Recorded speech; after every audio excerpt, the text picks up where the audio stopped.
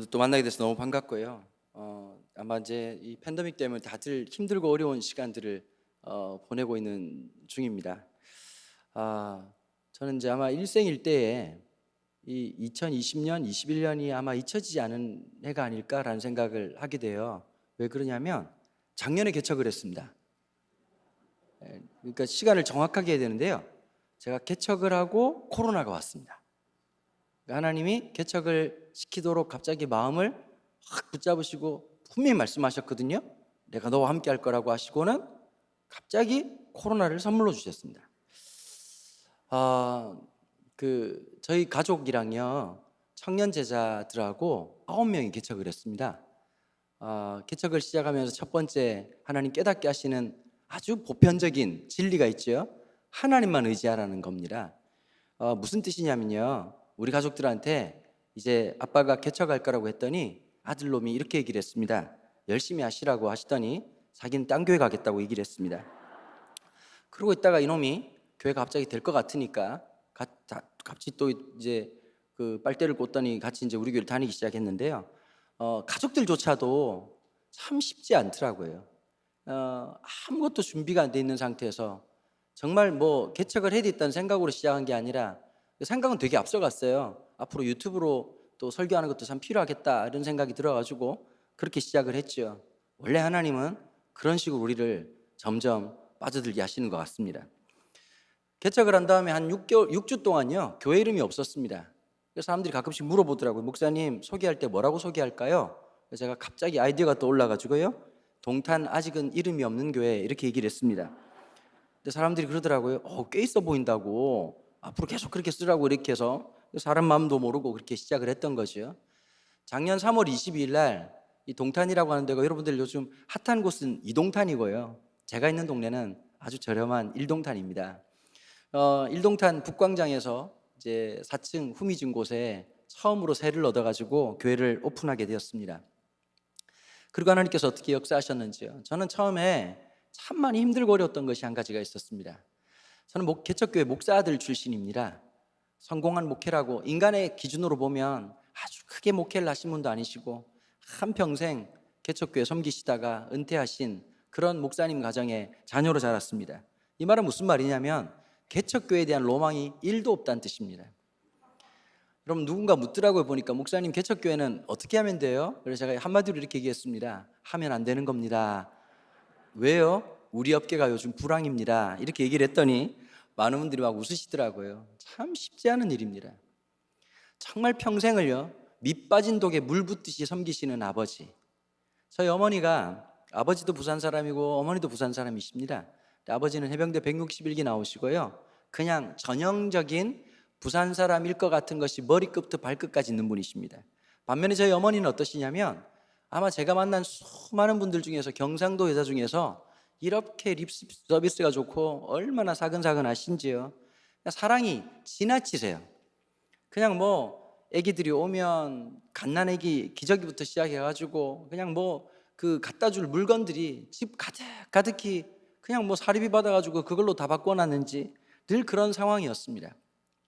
아버님도 목회하시다가 사례비 받아오시면 교회 등록금이 없다, 대학교 등록금이 없다 그러면 그걸 그냥 집에다 못 가져오시고 그냥 뭐 너무 그냥 파이팅이 넘치셔가지고 있던 돈을 주기도 하시고, 그래서 늘 어머니는 우리 아들, 우리 딸 도시락이나 쌀 수 있을까, 이게 늘 전전긍긍하고 살아갔던 삶이었습니다. 남들이 볼 때는 믿음이 좋다는 것이지만 그러니까 현실적으로 보면 어떤 상황이었냐, 늘 가난하고 힘든 상황이었죠. 서울에 있는 분들이 가끔씩 부산 내려가시면 감천 문화마을 이런 데 구경 가시잖아요. 너무 이국적이다 그러시는데 여러분, 안 살아보고 그런 얘기하는 사람들은 많이 맞아야 됩니다. 산동네라고 하는 데가 참 그렇지 않죠. 여러분, 생긴 거 보니까 제가 강남 청담동이나 이쪽에서 한쪽에는 에스프레소 한쪽에는 프레스를 들고 있어가지고 좋은 아침이에요 이게 어울릴 것 같은데요. 저는 줄기세포 사이사이에 저렴함이 스며들어 있는 사람이었습니다. 도시 빈민들이 살아가던 전포동 출신인데 우리끼리 뭐라고 그랬냐면 전두환이 포기한 동네다 이렇게 말이 있을 정도로 아주 심각한 그런 산동네였습니다. 참 그 속에서 부모님 밑에서 또 영향을 받으면서 아버지의 기도소리, 어머니의 그 처리하시는 모습 늘 보며 자랐습니다. 여러분, 그러다 보니까 제 마음속에 두 가지가 있었습니다. 첫 번째는 하나님이 살아계신데 왜 우리 집은 이렇게 가난해야 되나 라고 하는 본질적인 것이 있었죠. 제가 올해 나이가 51입니다. 제가 처음으로 양변기에 앉아본 게 고등학교 1학년 때입니다. 그러니까 저는 그 전까지는 화장실을 갈 때 늘 스쿼트 자세로 그렇게 해야만이 생존할 수 있었던 것이죠. 푸세식 화장실에 33채가 있으면서 공중 화장실 3칸짜리를 경쟁하듯이 살아가야 되는 그런 삶의 모습들, 그리고 늘 일상이 그랬었으니까요. 그러면서 또 하나가 있었습니다. 왜 우리는 이렇게 가난해야 되고 난 왜 이렇게 멍청한가 라고 하는 것입니다. 많은 청소년들이요, 많은 우리 다음 세대 아이들이 너무 심하게 경쟁에 부딪혀요. 그러니까 저는 그 모든 것들을 아마 청소년 사역하고 그리고 청소년기 그 다음에 대학 시절 보내면서 하나님이 참 많이 치유해 주신 게 하나 있습니다. 여러분, 공부머리하고요 인생의 지혜로운 가고는 별반이 다른 겁니다. 수학을 잘하는 거지, 영어를 잘하는 거지, 학교 공부를 잘하는 거지, 지혜로운 거하고는 전혀 상관없을 확률이 높습니다. 하나님이 그 인생을 붙들어 주셔야 됩니다. 성경 전반을 보면요, 하나님의 선택에는 항상 우리가 참 수납하기 어려운 것들이 되게 많습니다. 누군가를 딱 뽑을 때 저 정도 되면 뽑을만 하지 라는 사람 성경 아무리 뒤져도 거의 없습니다. 특별히 다윗을 하나님이 선택하셨다는 것은 하나님이 꽝손이라고 하는 명확한 증거입니다. 이새의 집안에 아들이 8명이었습니다. 아버지 입장에서 보면 참 내세울 만한 아들이 첫 번째 아들부터 시작해가지고 있었단 말이에요. 그런데 참 엘리압이라고 하는 기가 막히게 잘생긴 남자, 오늘 이제 아침에 보니까 많이 오셨네요. 네, 우리 여자 성도님들한테 여쭤볼게요. 아침부터 물어서 좀 죄송한데요, 잘생긴 남자가 좋습니까? 안타까운 놈이 좋습니까? 두 번 물어볼 것도 없죠. 잘생긴 남자입니다. 그런데 첫 번째 남자 이 엘리압을 보자마자 사무엘이 얼마나 기뻤는지요. 이렇게 잘생길 수가 없는 거예요. 그냥 머리끝부터 발끝까지 어디 하나 손댈 데가 없는 것 같은 거예요. 눈썹을 보니까 얼마나 진한지 거기다가 사람 하나 숨어도 못 찾을 것 같고, 눈은 레만호스를 담아놓은 것 같은 데다가 콧날은 그냥 K2봉을 찌를 것 같은 기가 막힌 코에다가 입술부터 시작해가지고 body shape은 it is perfect, 기가 막힌 몸매를 가지고, 그 다음에 잔 근육이 그냥 크기만 하고 그냥 왕 같은 근육이 아니라 그냥 이 데피니션이 기가 막히면서 옷을 입어도 옷발이 살 뿐만 아니라 말하는 느낌부터 하나부터 열까지 너무 마음에 들어가지고 사무엘이 그에게 기름 부으려고 했을 때 하나님 뭐라고 말씀하셨죠? 사무엘아, 내가 이미 그를 버렸노라. 요즘식으로 말하면 쓰레기다, 이렇게 얘기를 하셨습니다. 여러분, 하나님이 그러면서 굉장히 유명한 말씀하셨죠. 사람은 외모로 취하나 나 여호와는 중심을 본다고 얘기했어요. 그러니까 여러분, 하나님께서 원하시는 중심은 완벽한 신앙이 아니라, 기억하십시오, 넘어져도 하나님 앞에, 쓰러져도 하나님 앞에, 그게 하나님께서 원하시는 신앙이었다는 겁니다. 저희 할아버지 할머니가요 참 귀한 믿음의 신앙인이었습니다. 저희 할머니 어머니 때부터 예수를 믿었으니까요. 근데 제가 기억한 할아버지 할머니 모습은 참 신기했습니다. 찬송가가 참 많이 있잖아요. 1장부터 시작해가지고 요즘 잘 안 불러서 그렇지 뭐 이렇게 3번 아멘까지 해가지고 굉장히 많은 찬송가가 있는데, 옛날 어르신들은 참 독특하게도 그 많은 찬송가 중에서 한 놈만 죽이기를 늘 하셨습니다. 저희 할머니는 늘 한 찬송만 부르셨습니다. 내 주를 가까이 하게 하면. 근데 제가 3살 때, 어린 나이에 3살 4살 때 할머니 노래를 들으면 도무지 이해가 안 되는 게, 내 주라고 하는 게 이게 도대체 뭔지가 해석이 안 돼서 처만 밑에 달려있는 매주인 줄 알고, 우리 할머니는 왜 이렇게 매주를 가까이 하시나, 늘 그렇게 가까이 하시나. 근데 그도 그럴 게 여러분, 눈에 보이는 게 늘 매주였고 우리 할머니 매주를 믿나 보다, 이렇게 생각을 했습니다. 세월이 지나고 예수를 믿고 난 다음에 그 할머니의 노랫소리가 다시 한번 더 제 마음속에 울려 퍼질 때쯤 되면, 참 우리 할머니 인생 힘들 때마다 그분이 소망이었겠구나. 참 인생이 쓰러지고 포기하고 싶고, 자식들이 5 아들에다가 딸 2까지, 그리고 먼저 보낸 자식 2명까지 9을 키워내면서 참 그 힘든 인생 역경, 그 어려운 순간순간마다 하나님 아니고선 소망이 없는 인생을 살아가셨겠구나라는 생각을 하게 되었던 겁니다. 하나님은 다윗을 선택하셨습니다. 그리고 그의 선택을 통해서 놀라운 일을 행하시죠. 여러분, 이스라엘은 늘 어디를 가나 똑똑한 사람들이 되게 많습니다. 요즘 여러분 벌써 이제 대통령 선거 붐이 일어가지고 여당이다 야당이다 지금 뭐 많은 후보들이 나오잖아요. 그분들이 이제 출사표를 던지면서 똑같은 말을 합니다. 위기에 처한 대한민국을 구하겠다. 제가 볼 때는 그 사람들 때문에 대한민국 위기입니다. 그걸 잘 모르셔서 그렇지, 참 어디를 보나 소망이 없어요. 여당이나 야당이나 어디를 봐도 우리 주 예수 그리스도 외에는 참 소망. 우린 예배당입니다. 예배당. 정말 여러분 어디를 봐도요. 저는 젊은 좀 세대로서 이건 좌파에 대한 소망이라 그럴까요? 일말의 소망 이런 게 있었습니다. 그런데 까놓고 보니까 우파나 좌파나 그 밑에서 기득권 세력이 되는 건 시간 문제이고 참 소망이 없는 것, 허공을 외치는 소리일 뿐이지 자기 자녀 문제나 자기 이득의 문제 앞에서는 똑같은 인간의 이 죄성을 벗어나지 못하는 이 현주소를 보면서요, 정말 이 세상에는 우리를 구원할 만한 그 어떠한 이름이나 어떠한 정치 시스템이 없다는 것을 뼈저리게 느끼고 있는 오늘 하루하루 아니겠습니까? 주님이 우리의 소망이시다.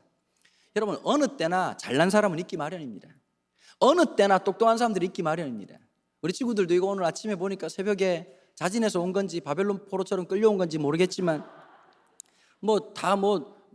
콜라보레이션이죠, 그죠? 일어나겠다는 열망과 엄마의 열정이 만나가지고 오늘 현장에 있던 거 분명한 사실이니까요. 우리 친구들 마음 잘하면 저도 많이 끌려다녔습니다.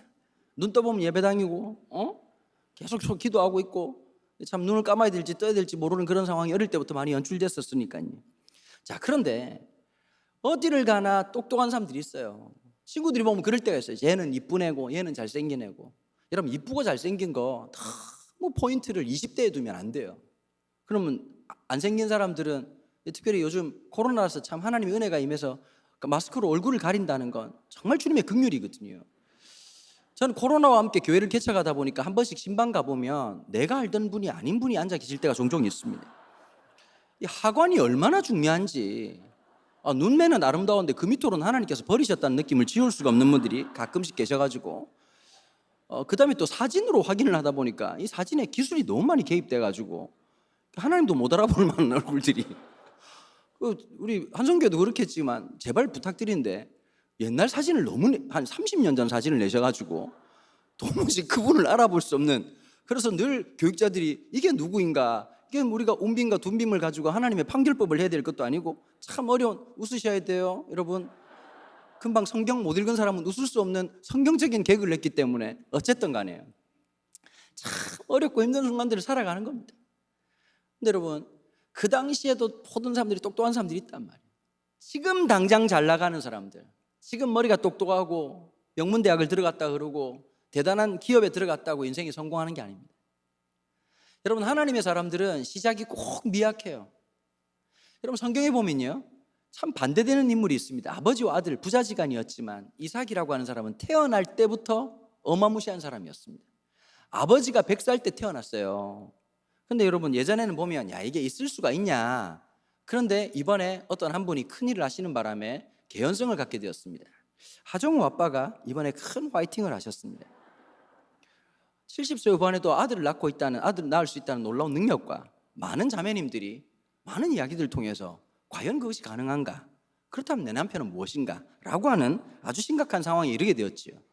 100살의 아들을 낳았습니다. 날 때부터 아마 그 당시에 뉴스도 없고 재밌는 게 없으니까요, 오징어 게임보다 훨씬 더 재미난 100살에 태어난 아들 한번 쳐다보려고, 거기다가 어머니가 그 아이의 젖을 먹이면서 그 감사와 기쁨이 나오는 그 상황들, 시작은 화려했습니다. 그렇지 않습니까? 근데 하나님이 참 어떤 부분 보면 참 하나님 참 너무하시다 싶을 때가 있죠. 줬다가 뺏는 거, 이거 진짜 반칙입니다. 어느 날 갑자기 하나님이 아브라함에게 신방 와가지고 네 아들 독자, 그 아들을 내가 지시하는 땅에서 제물로 바치라는 거예요. 하나님 시험하시려고 하신 거였죠. 아내한테 얘기를 안 했던 것 같습니다. 여러분 아내한테 얘기했으면 맞아 죽지 그 일 그대로 수행할 수가 없기 때문입니다. 조용히 데리고 가는데 갑자기 아들이 묻지요. 이삭이, 아버지 다 있는데 양은 어디 있습니까? 아마 그 말이 아브라함의 가슴을 정말 갈기갈기 찢어놓는 거였을 것 같아요. 그때 아브라함에 나왔던 푸념 같은 한마디, 간절한 소망 한마디, 여호와께서 예비하셨을 거다. 여러분 그리스도인들은 현실을 살아가지만 믿음으로 미래를 살아낼 수 있는 능력자가 하나님의 사람들입니다. 지금 내 손에 잡힌 것이 없지만 들고 있는 것으로 살아가는 존재가 아니라 하나님의 약속을 믿음으로써 오늘을 살아낼 수 있는 사람들, 그걸 가능하게 하는 게 뭔지 아십니까? 기도입니다. 여러분 기도할 때 하나님 아버지가 우리와 함께하는 것을 깨닫기 시작합니다. 하나님 아버지가 우리와 함께할 때 놀라운 평안을 선물로 주십니다. 여러분 돈이 아무리 많아도요, 참 저는 이해가 안 되더라고요. 1,000억이 되고 2,000억이 되면 여러분 자산이 그 정도 있으면 제가 볼 때 배가 안 고플 것 같거든요. 근데 그 사람들도 배가 고픈 것 같아요. 보니까 한 8시간만 굶으면.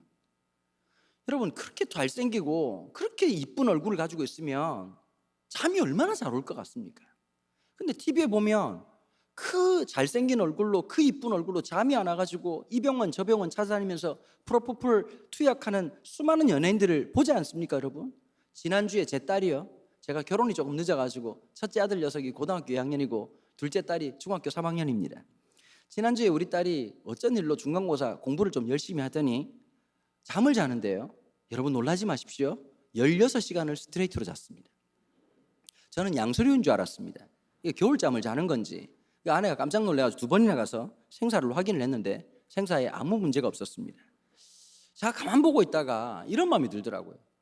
야, 어떤 능력이 16시간을 자게 만들까?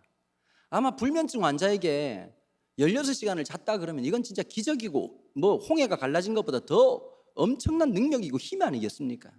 여러분 하나님 백성이 주는 축복이 하나 있습니다. 기쁨이 있고 즐거움이 있고 평화가 있고 안식이 있는 거예요. 여러분 그리스도인들의 특징이 하나 있어요. 하나님 앞에 기도하는 사람들의 특징, 단순합니다. 여러분들이 왜 복잡할까요? 생각이 많고 내가 주인이 되면 복잡해집니다. 하나님이 우리 인생을 이끌어 나가실 때 특징이 뭐냐? 단순성이 있습니다. 거룩한 무모함. 그럼 저는 이렇게 표현하고 싶죠. 아주 여러분 표현하면 멋있잖아요. 거룩한 무모함. 이걸 현실적으로 말해볼까요? 에라이 모르겠다의 정신. 그럼 매 순간 우리는 도전받습니다. 죽을 것이냐? 이 세상의 역사는 한마디로 말씀드릴까요? 흑암과 공허와 어둠의 역사입니다. 죽음의 역사입니다. 아픔의 역사입니다.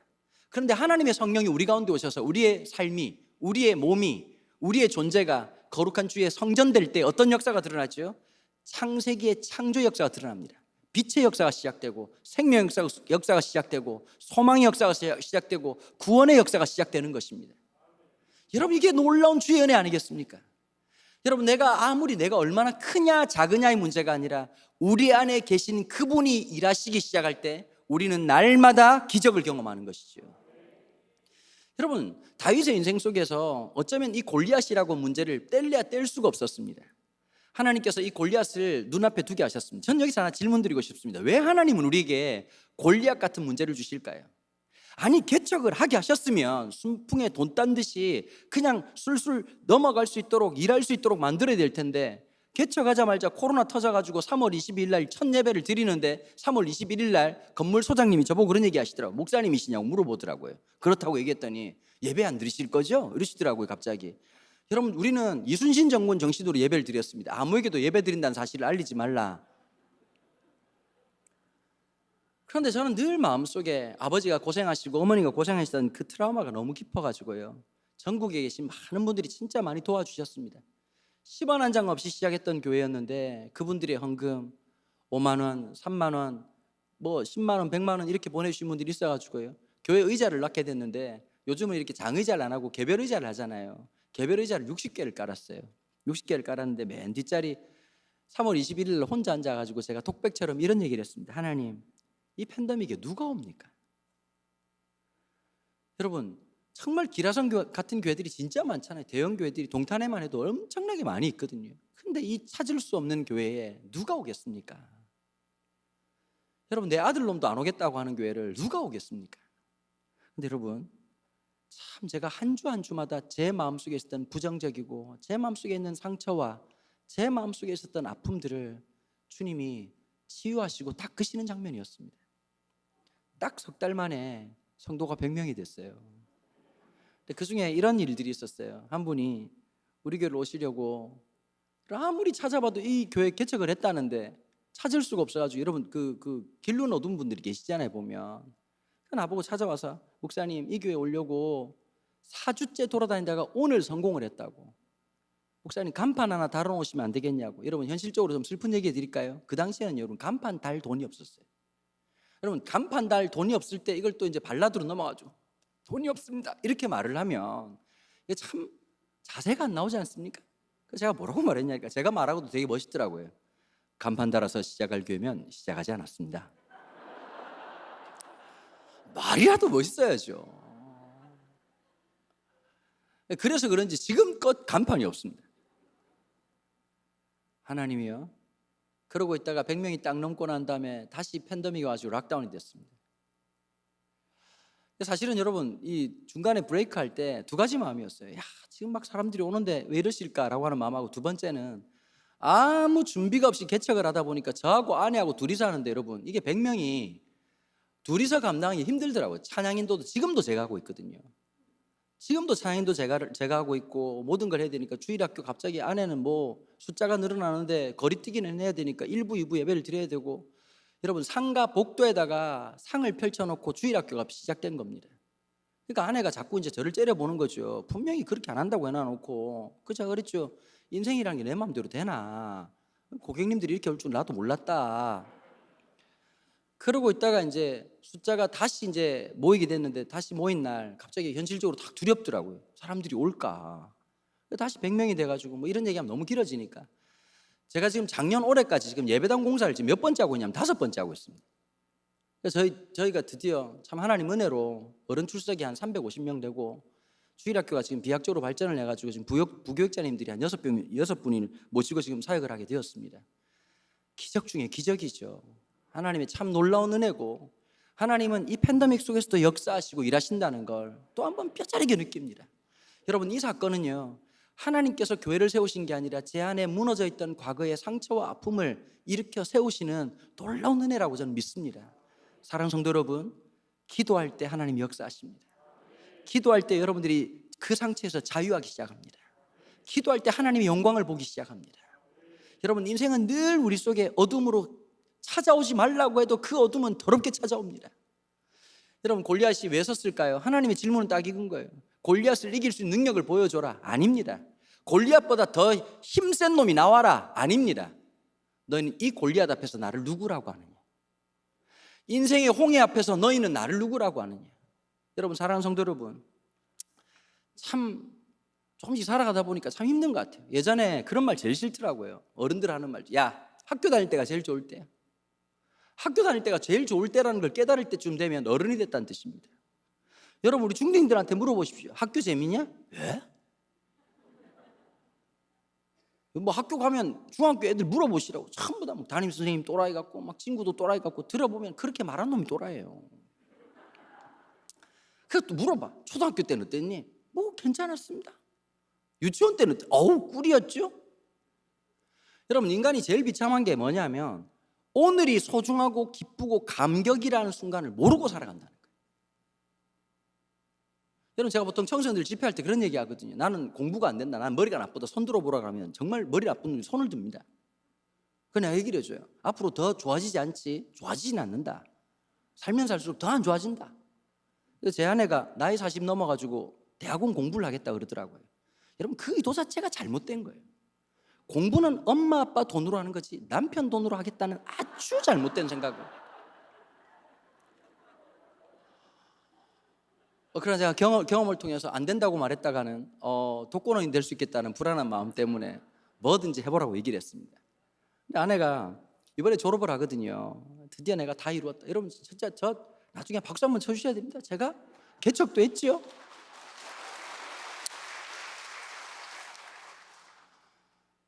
집에 학생이 3명입니다. 진짜 제가 장기를 팔아서라도 내 아내 그냥 졸업을 시키겠다는 그 마음으로. 근데 의사가 하는 말이 네 장기 중에 멀쩡한 게 없다고. 참 하는데 아내가 그러더라고요. 여러분 그 상담대학원을 하나도 공부를 안 해가지고 대학원 들어가면서부터 공부해가지고 졸업을 하는데 이제 전체 A+를 다 받았어요. 그러고는 이번에 조금 무서운 말을 하더라고요. 하는 김에 박사를 하고 싶다라고 얘기를 해서 정말 박사를 낼 뻔했습니다. 근데 아내가 그런 얘기 하더라고. 보니까 어른들이 때가 있다는데 의욕은 불타오르는데 머리가 안 돌아간다는 거예요. 자꾸 자기 책에 누가 밑줄을 긋는데요. 들어보니까 본인이 긋는 것 같아요. 기억이 안 나는 거예요. 참 그때가 얼마나 소중한 걸 알고 좀 열심히 하고 마음을 좀 움직여주면 좋을 텐데, 그치요? 여러분 부모의 잔소리로 애가 안 움직입니다. 여러분 학원 선생님이 만난다고 걔가 변할 것 같으면 주님이 십자가에서 왜 죽습니까? 학원 선생님들 보내지. 여러분 분명한 게 하나 있어요. 저도 30년을 청소년 전문가로 살아왔어요. 남애들은 제가 봐도 너무 잘합니다. 다른 집 신방 가가지고 야 중학생이니? 네 이러면 막 얘기를 하고 있으면 나중에 그 집 막 엄마 아빠 깜짝 놀라는 거예요. 우리 애가 처음 본 사람하고 얘기를 했다고. 고객님 두려워하지 마십시오. 기가 막히지 않은 안 되는, 여러분 저는 전국에 있는 청소년들 다 사랑합니다. 두 놈 빼고요. 그 두 놈이 우리 집에 살고 있다는 비참한 사실. 아들 녀석이 중학교 때 공부를 잘했습니다. 그래 특목고를 가겠다고 얘기를 했습니다. 저는 여러분 청소년 사역을 오랫동안 했기 때문에 딱 보는 순간 스캔이 되거든요. 공부를 타고난 놈인지 아니면 살짝 애매하게 잘해가지고 부모 등골을 뽑을 건지 명확하게 파악이 됐습니다. 우리 아들은 안타깝게도 후자였습니다. 근데 얘가 너무 이렇게 가오 있게 살고 싶은 거예요. 멋지게 살고 싶은 거예요. 저희 동네 그 국제고등학교 중에서 교복이 제일 멋있는 데가 동탄국제고등학교라고 있습니다. 그 스카이캐슬 찍은 데죠. 교복이 얼마나 멋있는지 전국에서 막 몰려드는 거잖아요. 우리 그 국립입니다. 국립. 근데 얘를 가겠다는 거예요. 여러분 보통 이 학교는 가려고 하면 초등학교 때부터 준비를 해야 됩니다. 얘는 초등학교 때부터 놀았어요. 전혀 준비가 안 돼 있는데 와 하나님이 기적을 채점하는 기계를 뻐계셨는지 합격을 했습니다. 합격을 하고 그때부터 홍익인간으로 살고 있어요. 모든 사람들을 널리 이롭게 하라. 김밥 천국에 김 깔리듯이 자기 인생은 깔려 있고 모든 사람들을 높여주기. 말을 알아들으셔야 돼요. 무슨 말인지. 예전에 소설 중에 추락하는 것은 날개가 없다 이런 소설이 있었는데 그분은 소설을 몸으로 사시는 분이었어요. 고등학교 2학년 때 갑자기 저보고 뭐라고 말했냐니까 일본으로 유학을 가겠답니다. 여러분 제가 얘기를 하면 너무 열받을 것 같아가지고 3인칭 관찰자 시점으로 그래 가라. 일본에는 뭐 하려고 그랬더니 와세다 대학을 가겠답니다. 와세다 대학은 또 뭐 하려고 그랬더니 공대를 가겠답니다. 그냥 하도 기가 막히고 어이가 없고 그러니까 마음이 생각하면 여러분 생각하면 분노고요. 멀리서 보면 코미디입니다. 저는 선택했습니다. 코미디로. 그러니까 네 마음대로 하세요 이렇게 했더니 아들은 환한 미소로 가나까다를 처음 공부하기 시작한 겁니다. 여러분 고등학교 2학년이 가나까다를 공부해가지고 와세다를 들어가는 것은 주님도 할 수 없는 일입니다. 참 기가 막히죠. 그때 제가 또 한번 느꼈습니다. 아, 엄마 아빠의 기도를 요청하신 하나님이시구나.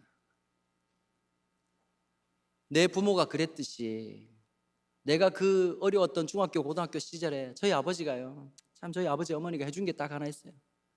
제가 제일 방황할 때 2년 동안 하루도 안 쉬고 철회하셨어요. 저희 아버지는 2년 동안요 일주일 금식하시고 일주일 회복하시고 일주일 금식하시고 일주일 회복하시고 2년 동안 하셨어요. 그 아버지의 그 기도 소리, 그 어머니의 눈물 소리가 오늘 저를 여기까지 이끌어 오신 거예요. 주님의 큰 놀라운 사랑이. 여러분 부모님들 학원 귀신에서 벗어나십시오. 영어를 좀 더 가르쳐주고 수학 푸는 기술을 가르쳐 줄 뿐이지 거기에 소망이 없습니다. 하나님이 그 인생을 축복하셔야 하나님이 함께하는 거 아니겠습니까?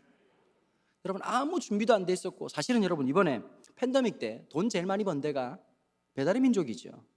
여러분 성경에 보시면 이 배달의 역사가 우리 안에 있었다는 놀라운 사실을 발견하게 됩니다. 이세의 아들 중에 3명이 군대 잡혀갔는데 가 있는 아들들을 위해서 따뜻한 도시락을 마련한 이세가 제일 그래도 빨빨거리고 잘 돌아다닐 것 같은 다윗을 불러가지고 처음으로 배달을 시켰던 사건이 있었습니다. 배달의 원조는 다윗이었습니다. 그래서 우리가 브랜드 하나 만들면 좋을 것 같습니다. 다윗의 후손들, 아버지의 따뜻한 가슴까지 전달해 드립니다. 갔다가 골리앗의 그 엄포를 듣게 되었던 것이죠. 사람들은 다 골리앗의 어땀 때문에 기가 죽려 있었습니다.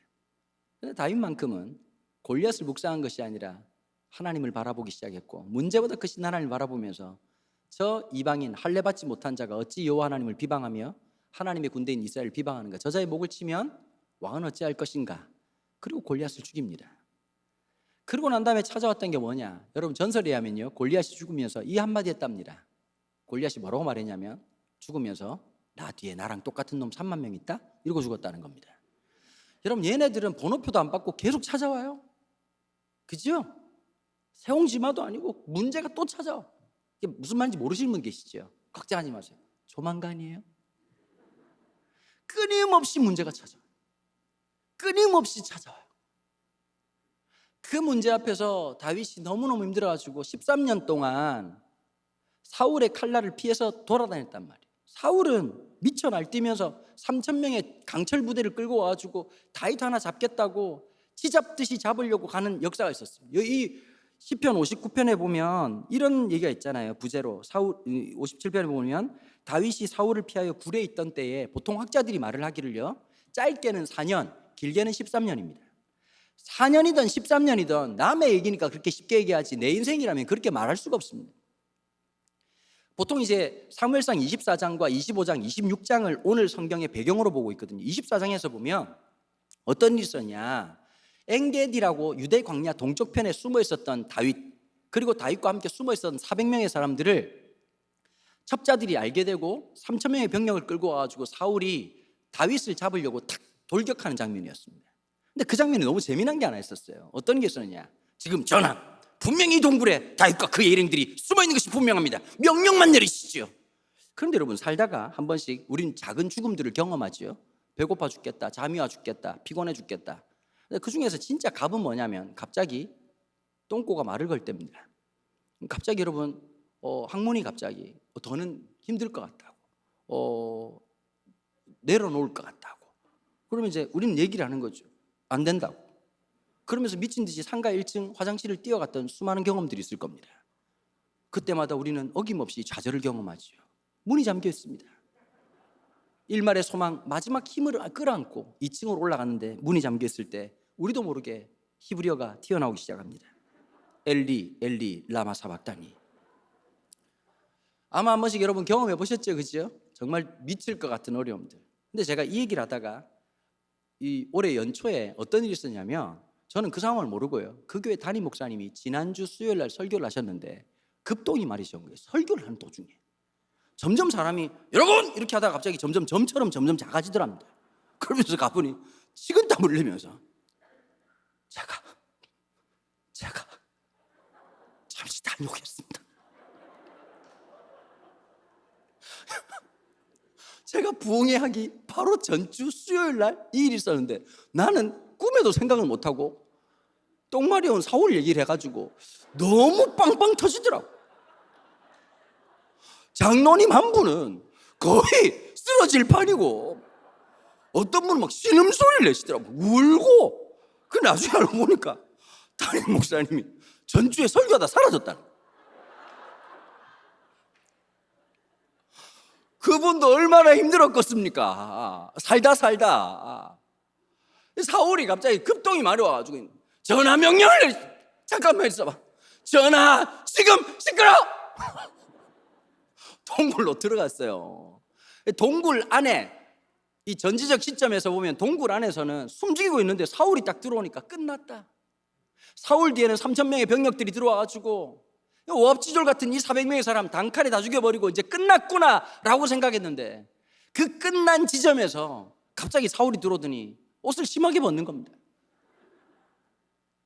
여러분, 물론 성경에는 뭐 사운드며 냄새며 맡을 수가 없지만 충분히 상상이 가능하지 않겠습니까? 그 가스는 어마무시했을 것이며 그냥 곱게 그냥 그렇게 않으셨을 거고 아마 부두둑 푹툭 얼마나 많은 사운드가 있었겠습니까? 여러분, 사람이 살면서 제일 무능할 때가 언제냐? 지금 이 순간입니다. 그러니까 아비새라고 하는 사람이 뭐라고 말하죠? 다윗이 이렇게 얘기하는 거예요. 하나님이 이런 절호의 기회를 주실 리가 없다. 저거 지금 똥꼬로 찌르면 완전히 통돼지 바베큐다. 한 방에 끝내자. 그런데 여러분, 옆에서 아무리 부추기는 아비새 앞에서도 이 다윗의 영성이 빛나는 장면이 나오죠. 뭐라고 고백하죠? 여호와의 기름 부신 자를 해하는 것은 여호와께서 기뻐하는 것이 아니다. 여러분, 감정이 앞선 사람이 있어요. 아무리 신앙생활해도 이 감정이 주인이 되면 망합니다. 성질대로 살면 망하고요, 성령으로 살면 열매 맺습니다. 거기에 비밀이 기도에 있지요. 다윗은 어려울 때마다 하나님 앞에 엎드렸습니다. 범죄했을 때도 하나님 앞에 엎드렸습니다. 실패했을 때도 엎드렸습니다. 두 번째 사건이 한 번 있었는데요, 그건 어떤 사건이냐면 사무엘상 26장입니다. 그 시간의 간격이 13년입니다. 그런데 이번에는 10이라고 하는 광야에 사울과 3,000명의 병력이 다윗을 잡으러 왔다는 소식을 접하고는 다윗이 용맹스럽게요, 아비새와 함께 둘이서 단독으로 사울의 진영으로 올라갑니다. 그런데 어떤 이적이 벌어졌느냐? 하나님이 이 3천 명한테 동시에 다 골아 떨어지게 하신 거예요. 이 만화 같은 역사죠. 아니 왕만 자야 되는데 옆에 있는 군인도 자고 3천 명이 다 자고 있는 거예요. 지나가다가 뭐 떨어뜨리는 소리가 나도 얼마나 자고 있는지. 그러고 있다가 어디까지 들어갔냐? 사울의 침실까지 들어갑니다. 사울이 누워가지고 있는 면상 위에서 아비새하고 다윗이 얘기하는 거예요. 아비새가 뭐라고 말하냐? 2번 찌를 것이 없나이다. 이거 여러분 서울말로 하면 재미가 없고 경상도 말로 재미가 있어요. 아이고 얼굴 봐라. 와 달띠 같네. 야 이게 2번 쑤실 게 없네. 여러분 여기 중요한 게 있어요. 똥 싸는 놈 찔러 죽이면 살인교사입니다. 그런데 여러분 봐보세요. 자는 사람 위에 창을 들고 있다가 아유 창이 무겁네. 아이고야 왜 이래 무겁지. 아이고야 떨어뜨렸네. 아유 죽었네. 여러분 이건 과실치사입니다. 이런 저 로펌 좋은 거 김현장 이런 데 땡기면 한 1년 6개월이면 퉁치고 나올 수 있어요. 그것도 이제 검찰에서 가만히 있지 않겠죠. 다윗이 살인교사지 그러면 다윗이 이제 한마디 하면 아비새는 왜 그랬을까요? 아비새는 분노가 많았죠. 이러고 지나가면 무죄입니다. 무죄. 여러분 언제 끝날지 모르는 이 도망의 원인이 바로 이 사람입니다. 내 인생이 13년 동안 이렇게 비참하게 아둘람 굴을 떠날 수가 없었고 늘 전전긍긍해야 되고 불안에 노출돼야 되고 먹을 것 때문에 잠자는 것 때문에 미래가 없는 그 어두운 밤을 지나가야 되는 그 이유가 바로 이 사람 때문이었습니다. 만약에 저라면, 만약에 여러분들이라면 그 순간에 우리가 그 창을 들고 가만히 있고 끝나겠습니까? 죽이고 싶었겠죠. 그런데 여기서 또 한 번 다윗의 영성이 빛납니다. 여호와의 기름 부으신 자. 여러분 어둠의 역사에 붙들린 사람들이 있습니다. 세상 살아가면서 수많은 상처와 수많은 아픔 때문에 점점 내 영혼이 병들어가는 사람들이 있습니다. 팬데믹 때문이 아니라 내 영혼이 있어야 될 곳에 있지 않으니 내 영혼이 병드는 것은 당연지사지요. 그러면서 점점 그렇게 기도의 사람들이 점점 세상의 사람들로 변해가는 겁니다. 하나님밖에 없었던 사람들이 하나님이 없는 사람으로 점점 변모해 가는 겁니다. 여러분 창세기에 보면 야곱 같은 사람이지요. 베델에서 하나님을 만났는데 20년 동안 거의 불신자처럼 살았습니다. 14년을 구라 대마왕이었던 외삼촌 라반에게 쏟고 살다가 6년 동안 어떤 짓을 하지요? 내가 저 외삼촌의 모든 걸 다 빼앗아야 되겠다라고 하는 이 증오심과 복수심이 불타오르니까요, 양들을 데리고 상수리 나무 아래로 나아갔다는 거예요. 여러분 이게 뭔지 아십니까? 주술적인 행위입니다. 하나님으로 살아가야 되고 하나님의 은혜로 살아가야 될 존재가 세상의 모든 편법과 세상의 주술로 살아가는 비참한 삶이 됐다는 거예요. 꽤나 유명한 전바지 집에 꽤 많은 권사님들이 찾아간다는 얘기가 심심치 않게 들리고 있습니다. 여러분 청년들 혹시라도 기억해야 됩니다. 타로 점이를 장난이라도 하지 마십시오. 여러분 하나님의 말씀이 우리 심령에 들어오는 게 쉽지가 않습니다. 그런데 잘못된 가치관은 귀에 팍팍 꽂힌다는 걸 기억하셔야 됩니다. 여러분들이 잘못된 가치관으로 살아가면 인생은 반드시 실패할 겁니다. 반면 우리가 아무리 연약하고 문제가 많다 할지라도 하나님의 말씀을 따라 살아가면 그게 지혜로운 길이고 그게 제일 빠른 길이고 그게 현명한 길입니다. 반드시 여러분들의 삶을 하나님 책임지십니다. 여러분 다윗의 삶이 그랬습니다. 여러분 다윗의 이 시편 57편에서 수많은 찬양이 나오기 시작하는 것이죠. 오 주여 나의 마음이 주께로 정해졌으니, 옛날 이 찬양 기억나시죠? 내가 만민 중에 오 주께 감사하며, 모든 찬양이 시편 57편에 나왔습니다. 여러분 그 말은 무엇이었을까요? 그때 그 상실감과 그 좌절이 얼마나 깊었으며 그 깊었던 좌절감에 임하신 하나님의 영광이 반대급부로 얼마나 충만했는지를 반증하고 있는 겁니다. 여러분들이 제일 힘들어하고 하는 그 문제에 주님이 임재하실 겁니다. 여러분들이 고통스러워하고 하는 그 문제에 하나님이 반드시 일하시고 역사하실 것입니다. 여러분 그러니까 다윗은 이렇게 고백하고 있는 거 아니겠습니까? 7절에서 하나님이여 내 마음이 확정되었고 내 마음이 확정되었습니다. 여러분들 어디다 마음이 꽂히셨습니까? 여러분 어디나 가나 요즘 오징어 게임 얘기더라고요. 보니까 어디를 가나 여러분 동탄은 삼성에 다니는 분들이 많으시잖아요. 그 똑똑한 사람들, 엘리트들 삼성에 들어가가지고 점심 먹고 난 다음에 한다는 얘기가 똑같더라고. 보니까 부동산 얘기, 주식 얘기. 여러분 똑같은 얘기 아니겠어요? 여러분 그리스도인들이 뭔가 좀 달라야 되지 않겠습니까? 주님이 다시 오실 겁니다. 잘 모르시는 것 같은데 주님 다시 오실 겁니다, 여러분. 주님 다시 오셔가지고 우리한테 물어볼 겁니다. 내가 너한테 부탁인 거 했니? 아, 맞다. 주님 너무 바빴습니다. 여러분, 이게 안 통합니다. 주님이 우리에게 맡기신 것이 있습니다. 대위 명령이 있다는 걸 기억하셔야 됩니다. 여러분, 우리가 살아가야 될 삶의 목적과 이유가 분명한 사람들입니다. 여러분, 하나님의 사람들을 만나면 똑같은 게 하나 있습니다. 주님을 향한 파토스, 열정이 있습니다. 하나님이 나와 함께 한다는 열정이 있습니다. 여러분, 주일학교 아이들 보면서 그냥 보는 게 아니라 저는 요즘 이런 마음이 들거든요. 이 친구들 금방 잘할 겁니다.